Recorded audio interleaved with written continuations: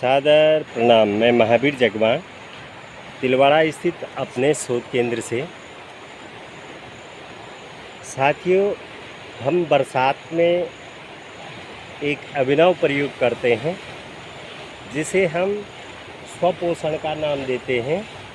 और इसमें एक सरल तकनीकी है।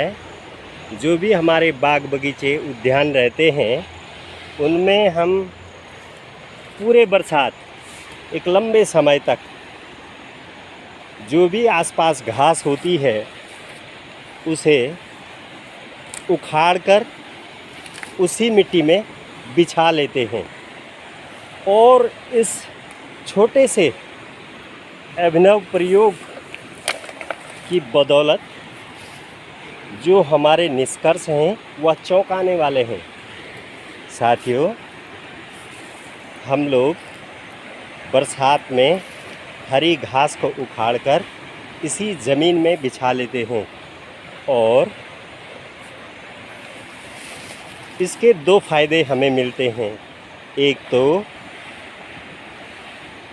ज़मीन को जैविक खाद मिल जाती है, दूसरा जो बरसात की पर्याप्त नमी है उसे हमारे खेत एक लंबे समय तक अवशोषित करके रखते हैं।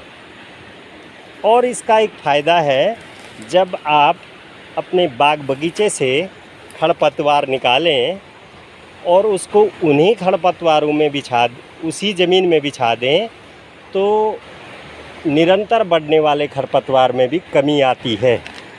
जैसा कि आप सबको विदित है, मेरे पास सुपर नेपियर का बड़ा फार्म है और इस सुपर नेपियर के बड़े फार्म से मैं बीज हेतु मोटी डंठलों को बेचता ही हूँ, साथ ही इसके ऊपर की टहनियों को यहीं बिछा देता हूँ, जो मेरे जैविक खाद उत्पादन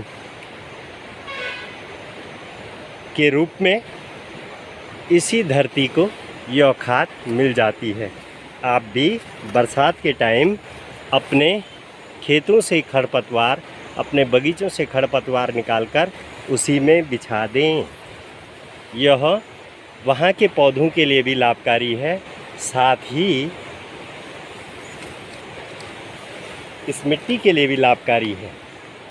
और बड़ी बात, जो हमारी मिट्टी की सतह होती है वह ऊपरी जो हिस्सा है 6 इंच से 1 फीट तक, वह अति महत्वपूर्ण गुणों से परिपूर्ण होता है।